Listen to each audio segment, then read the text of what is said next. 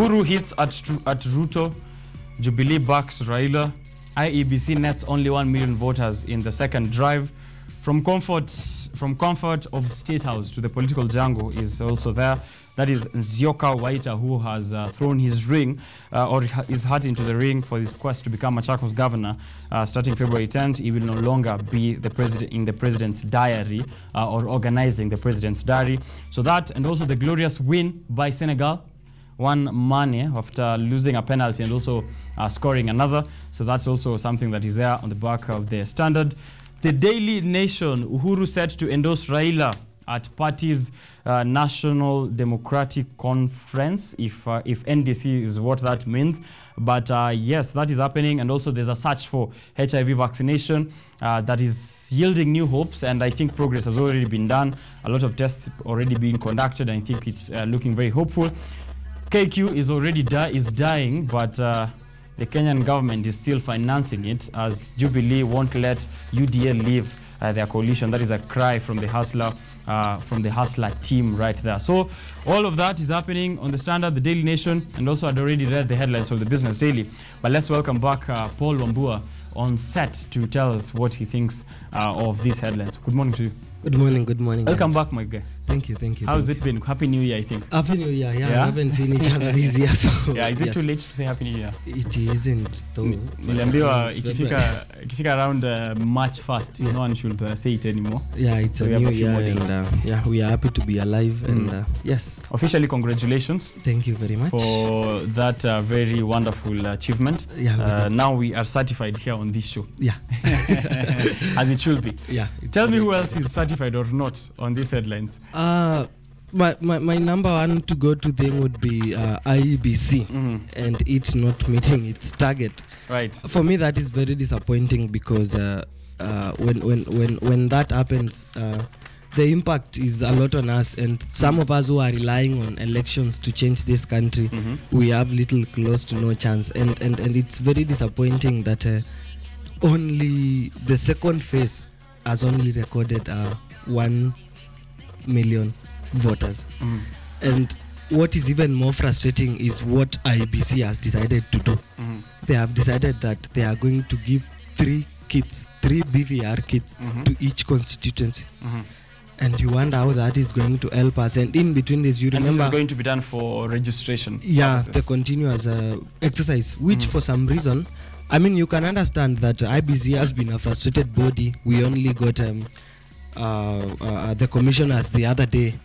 It's almost as if there is a deliberate and systemic attempt to ensure that IBC is ineffective. And what this means is that we are going to continue in this status quo where everything is done on a rush. We have all these election timelines and nothing seems to be doing. I remember last year you said this should have been an exercise that was conducted way earlier. Yes, but do they care? No. Are they interested? They are not. The diaspora is as well not participating. I'm saying they've only netted 2,900 voters. 2,000 new voters only. Yeah. When we have a lot of people abroad and... Yeah, you Kenyans, we need to take the ballot seriously if we are going to do something to our country. Yeah, do you feel that they've done enough even to sensitize the new voters who will probably be the ones enrolling here? I'm guessing most of them having just finished school the other day, 18-year-olds and 19-year-olds.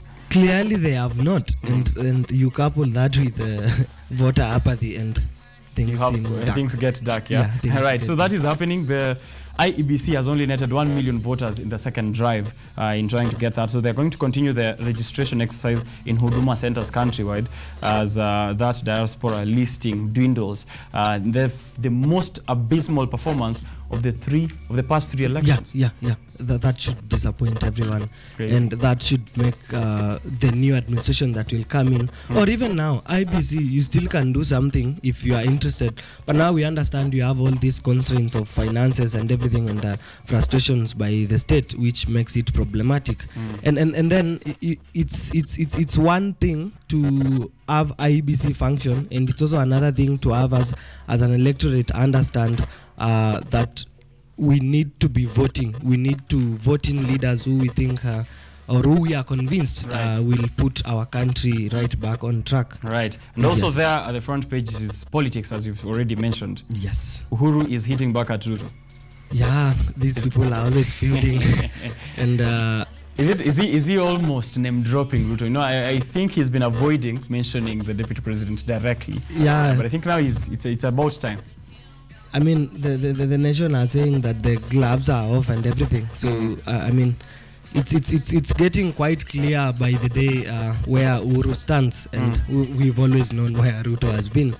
And I feel like Uhuru has just decided that my time is almost ending, and it's about time I did something, because he's tried heavily to be politically correct as his time has continued to end. But now, I mean, there comes a time where you have to do things political correctness will not be it doesn't favorable. matter anymore. Also, this is coming after their own party meeting, where he is set to continue being the Jubilee party leader even way into the future. For a while, I guess, as Mudavadi is telling the president to avoid succession politics, do you think he will? No, it's very. Uhuru will be there. Uhuru is among the. He's going to be a kingmaker. Yeah, he's actually one. You may not believe it, but he is, and he's not going anywhere. I mean, the other day people were saying that he shouldn't retire, he's young, and well, he seems to be following along those lines. That's how authoritarian regimes are made, by telling someone that they should continue. Yeah, and it's so disappointing that Kenya, despite us getting a new constitution and everything, we seem to be receding back our democratic expansions that we've had through the times. Right. Is he going to do a direct endorsement? That is what I am really keen on. Will he stand in front of an audience and say he's now directly endorsed Raila Odinga for the presidency? But does he have an option? I mean, it doesn't. Everyone has been saying that his project is Raila. So I feel like he's been pushed to a position whereby it's almost clear. We can predict what he'll say. He's only not said it as of yet. But chances are that he will. And now that you mentioned something to do with dictatorial tendencies, we have Queen Elizabeth, who has been in public office for 70 years. That is on page 3. The longest colonial, I don't know what other name to use, but she colonized us, yeah? She was did. there. She did. So I really don't, I don't know how the monarch works over there, but what are your thoughts on having someone be in power, receiving a lot of money and benefits and everything for 70 years? It's a lot of time, and you look at the UK and where it is. I mean, after Brexit, even before Brexit, and how in as much as the Queen is supposed to be ceremonial and symbolic and nothing really, it just speaks to the, I mean, to the whole total dysfunction of having democracy, but influenced by other things, where you see, like these days, if you have money and you find your way through democracy, you have your way. Here we have the royal family, and it's an illusion of democracy, I will say, because if you're having people vote for leaders, but however they have to act in accordance to an institution that is already there permanently. Yeah, and go and seek blessings for you to govern. It doesn't make sense in many ways. So 70 years on since she became the Queen of England, how old is this woman? Yeah, or the Queen, if I offend anyone out there. Yeah, they may come for you.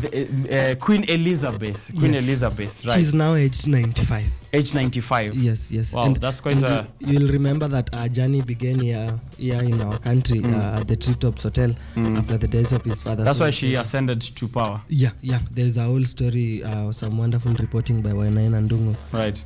You can check it out on page 3 of the Standard to get that information on Queen Elizabeth, as I've been told to rightfully mention her name. However, she colonized us, and there's disrupting life all over the world. So I don't know. I have my own sentiments to give out on that. But let's go on from Queen Elizabeth. We have enough problems in our own country. Yeah. We have now to worry about primaries in these upcoming elections.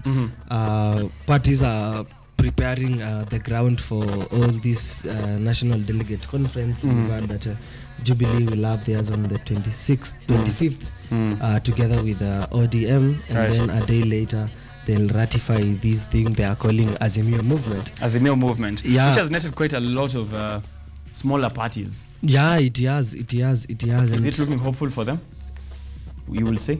I am skeptical about it, because essentially what I feel they are trying to do is that they are taking us back to a dominant party system, which for me isn't ideal for Kenya, because when you have all these parties coming under one banner and seeking a mandate to get power through that, chances are, if things don't go as planned, if they decide to do away with the all these agreements that they have, what happens, we slowly and surely recede into a totalitarian state, which is very bad. So Wiper Party have decided that before the primaries, they'll go the way of consensus.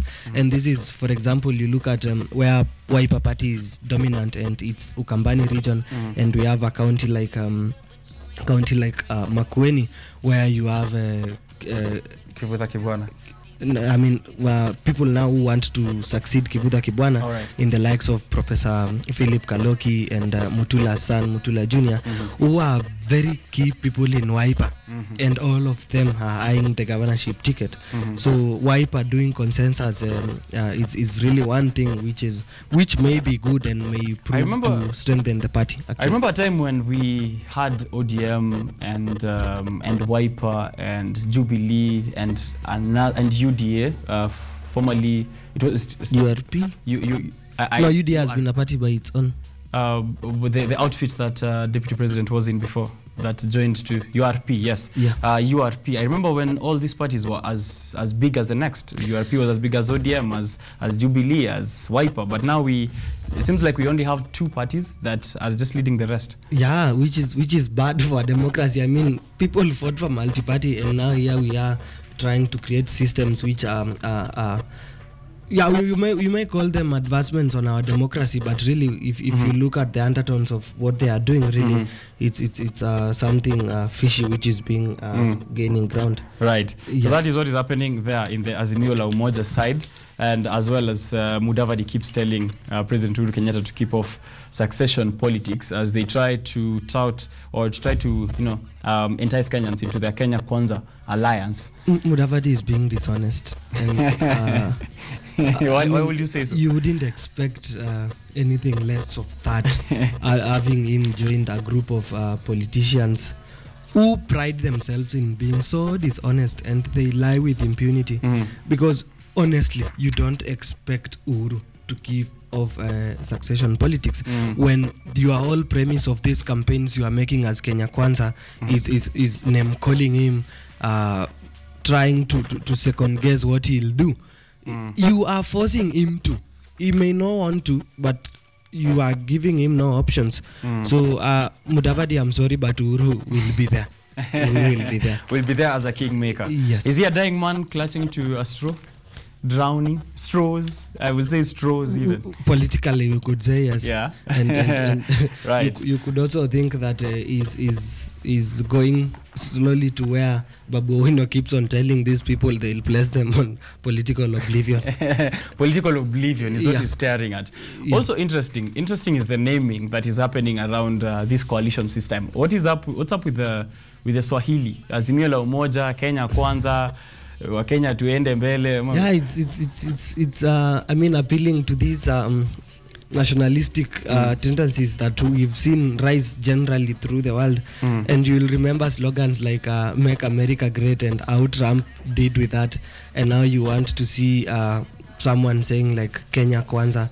It's really not good in a world where it's authoritarian tendencies are on the rise, democracy is slowly receding, and now you have people appealing to nationalistic persuasions of people. It worries me. It worries me.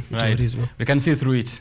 Can see right through it. Yeah, and we can only hope that things won't be as bad. I see you're staring at the Financial Standard. Anything that is interesting there for you? Actually not interesting, but disappointing. Because yet again, we are bailing out Kenya Airways, and the impact is very bad. The government is going to give them 26.6 billion to pull out of another nosedive after being pulled out of many others before.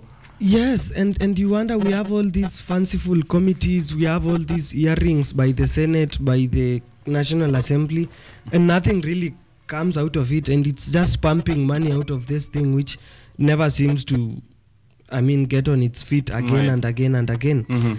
And the government has announced that they'll pump in extra 26.6 billion, which they parade this as little money, but you look at it against things like inflation that we are having in this country right now.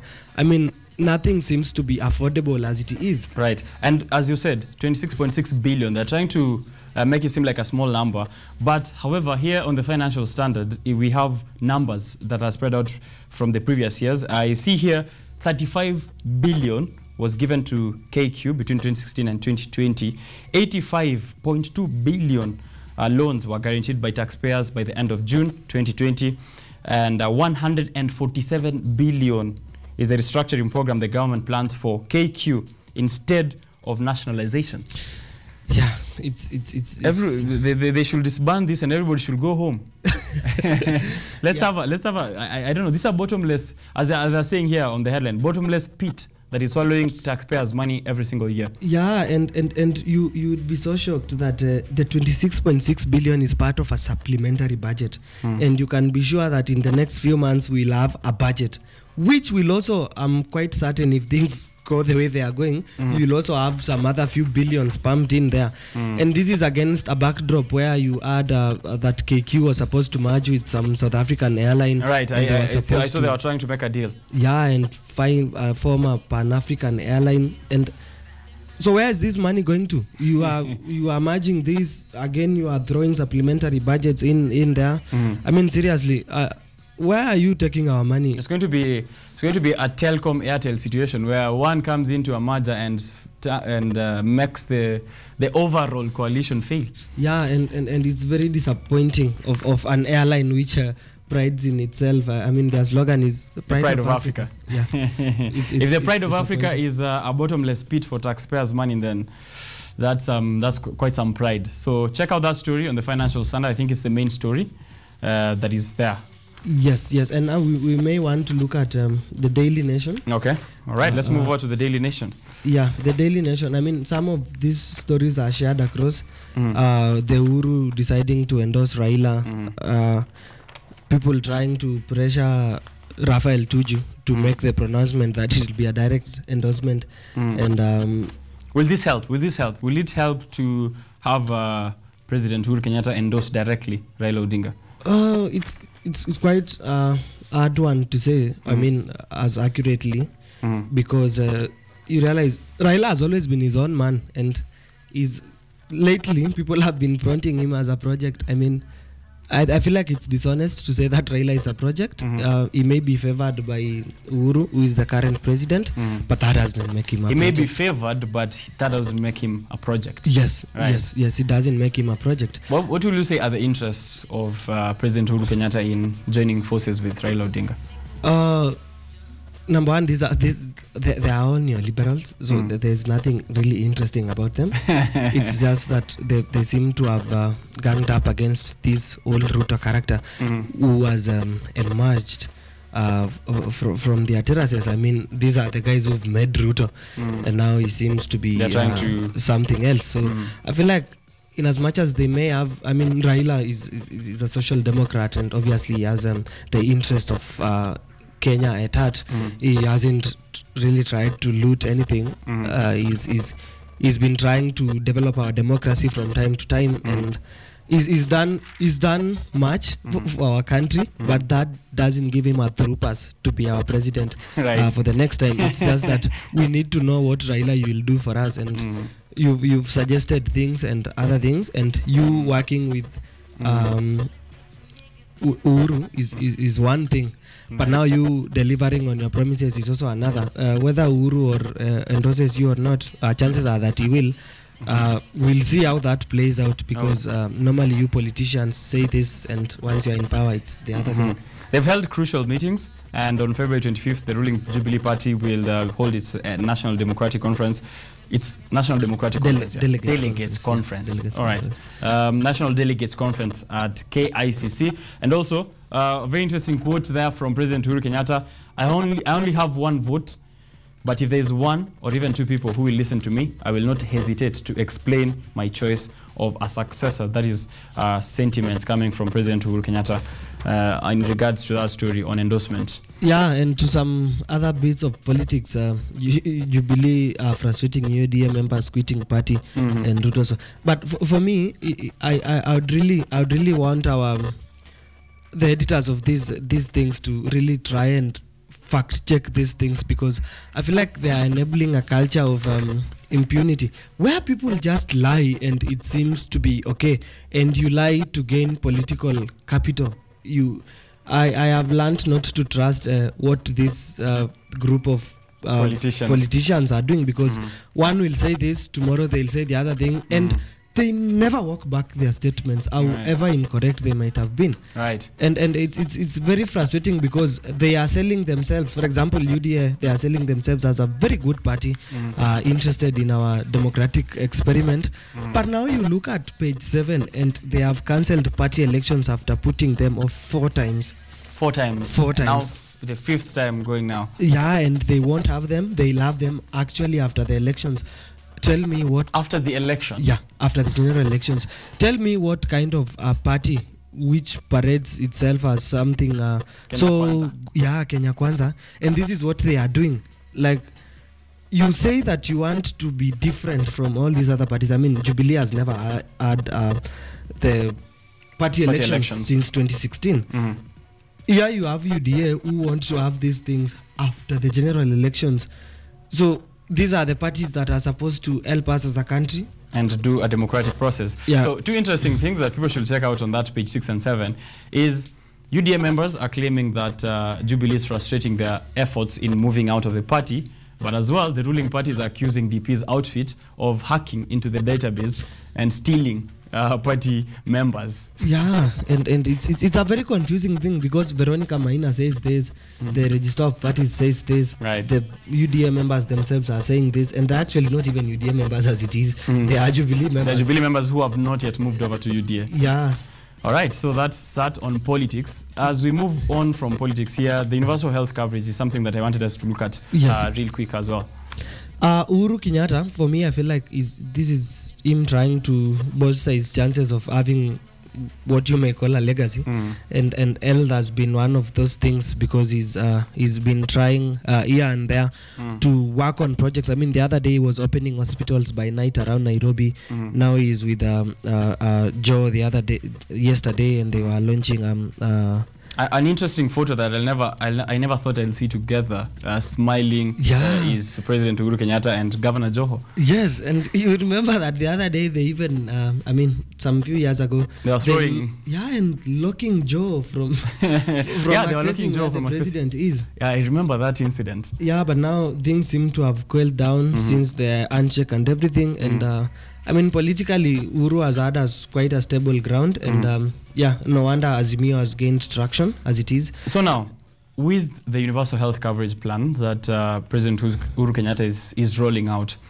how is it going to work? How is it going to work out now that NHIF already has problems with the private hospitals? They don't want to pay their premiums, but as well they are forcing all Kenyans to vote to provide or to participate or to give premiums to NHIF. But if you're not, there's an amendment as well that if you're not submitting your premiums or submitting to NHIF, you will be the law will be applied on you thoroughly.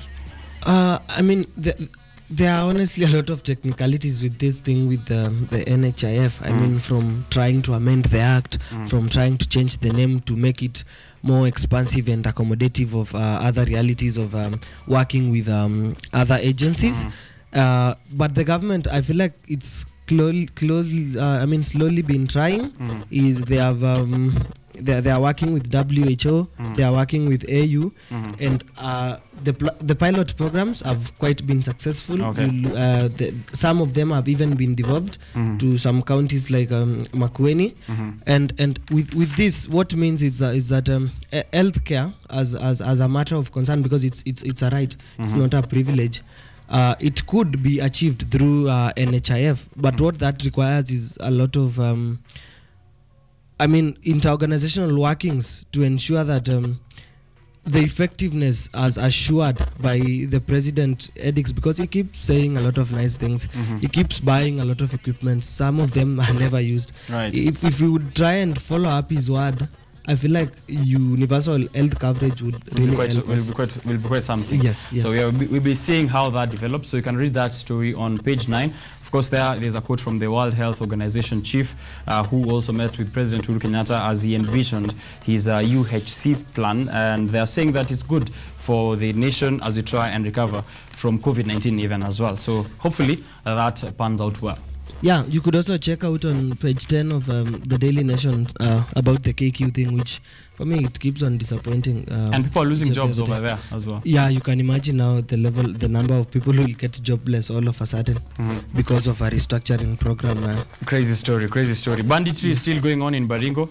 Yeah, and this is by the against the backdrop of the latest supplementary budget, where the government, really Uhuru Kenyatta has made the instruments of violence, the military, is darling. They are all over the place, from KMC to KEMSA and the likes, and banditry is still there, and is giving them all these monies from NIS to all the intelligence services. They have been given extra allocations, although you can understand it's because we are supposed to be having elections and everything, right? But you shouldn't be doing this when people are losing lives, when cattle rustling is becoming a thing, when Rift Valley and generally Baringo and those areas, we have problems. But also we cannot forget that there are also political undertones to this, where leaders are using these things to either advance their communities. Right. Yeah, because in the run-up to every elections, we see a lot of these inter-community conflicts erupting. Yeah, and they are not coincidences. Right, definitely. So I hope that the relevant authorities can look into that. It's been happening all over since last year, really, and we hope that there is resolution going to happen there. Anything else interesting here? Yeah, India rolls out world's first DNA-based COVID vaccine. Yeah, apparently you do not need a needle, an injection. Yeah. Right. Yeah. So India has launched what they are calling ZY COVID-D. Yeah, and it's. I am not so privy to the science of it, but it's a genetically engineered non-replicating version type of the DNA molecule. Yeah. Fluid that they inject into that they administer, they deliver. I don't know how they're delivering it as well, not aware of the science behind it. Yes. But it's interesting to see that there are countries, especially Asian region, which are really affected some time back at the onset of COVID. Yes. And now they have their own efforts. So we're hoping that maybe Kenya can look up to those efforts. Yeah, and this is just them trying to ensure that their population is well secured for, and not needing to rely on foreign aid. Yeah, and big pharma generally. All right. Yeah, on smart business, we have the Imperial Bank fall that owns the late tycoon Aziz Ali Aiderali's family. And this is people who steal people's money when they have been entrusted with it. Right. And you wonder why you would be. I'm seeing here a firm that was associated with this particular story receiving 10 million to 100 million Kenyan shillings every week from a mysterious account until it collapsed. Yeah, and then you have auditors who cook books for these people. You wonder, why are you doing this to people? Humanity lost. Right. Coming soon is a HIV shot. Yeah, good news, right? Yeah, it's really good news, but right. Is that but? Yeah, Why should we be celebrating this when this entire time I don't believe in conspiracy theories, full disclosure, but COVID comes, we have the vaccine very efficiently and very fast, but for some reason COVID HIV they lag. Why shouldn't it be treated as an health emergency as quick as COVID? Yeah, right. These things don't make sense, but now you have to understand the international workings that make these things able to. And some of this have also been done in Kenya, in case someone else thinks that this is a foreign story. 18 HIV vaccines vaccine clinical trials have been conducted in Kenya, and there's an ongoing phase 1 HIV vaccine trial in Kenya as well. So we can be looking out on that. Approximately 30 That is the number of HIV vaccine candidates that have been tried globally. That story, you can find it on the pullout of the Daily Nation, page 4 and page 5. Yes. Also, besides that, you'll remember that we are still fighting the pandemic. And my urge is to those of us who have not been vaccinated, make a point. Make a point to get vaccinated. Yes. Wambua, we can't avoid AFCON, man. We cannot. I mean, yes. There's one peculiar thing which happened for me, and it was to do with Mane. I mean, I don't like him as much. You don't? You're a Liverpool. You must be a Liverpool fan. No. You're not a Liverpool fan. No. So you are behind Salah all along. No. We were with Mahrez, and he left long time ago. And he left way before that. Yeah, so apparently this guy, Mane, was the only guy without a phone. The others were flouting their iPhones, their iPhone 13s, iPhone 12s. But Mane was, I feel like he was so overjoyed and taken by the moment. He just decided to take it all in. He was all over the place. I mean, he was basically a baby. Yeah, I remember at some point they had a small tete-a-tete with Salah when he was trying to give out tips on how his penalty can be saved. Yeah. But he won, regardless. Yeah, he won, and it's been long overdue. I mean, it would have been quite an attack for him, because last time Mahrez scored a minute free kick and he loses, and now he was against his teammate, but ultimately he won, and yeah, it's something to be proud of. But I was behind Salah, because I feel like he's performing well in the EPL and he deserves something. He deserved behind Salah for Egypt, but also to make sure that Salah is getting a title, because I feel like in the EPL he's not going to get anything now that City is on top of its game. Of course, UEFA champions. I don't think they are going to win this time. Yeah, but I don't feel like in football you ever really deserve. you have to play and. Yeah, well, I mean, generally, Egypt play wasn't as great. I mean, even through the group stages and the knockout stages, they weren't as great. But Senegal tried, and they got their rewards for it. Right, so congratulations to them. Anything that you feel we can learn from the AFCON now that we didn't participate as a country? Empower grassroots football, and maybe we'll get there. I saw the other day, I mean, forgive me, but I feel like it was so convenient for Raila to say this. That was yesterday, I think. Yeah, he said that he'll take, if he is president, AFCON, we'll go to AFCON. Yeah. Does he want to be president or coach? It was just, I feel like it was a statement made out of convenience. All right. But we know him as a football guy, so maybe he may want to do away with these FKF committees. All right. And maybe something doing can get there. Yeah, but for us to get there, empower grassroots level, right? Yeah. So that's what is happening. I think because of time, I'm saying we've run. It's around 8:13. Business Daily will go on because this is a business show. So I'll be looking at the headlines as well, going on with the show all the way to the end. So if you're tuned in, ensure that you're also not moving so far away. If you have a Business Daily with you, continue perusing it. Tuangalia yo mambo. I think at this point, Wambua, I'd love you to read this quote, and then we can move on to the next part of this show. Yes, the quote is by Brian Tracy. He's an American author. Today, the greatest single source of wealth is between your ears.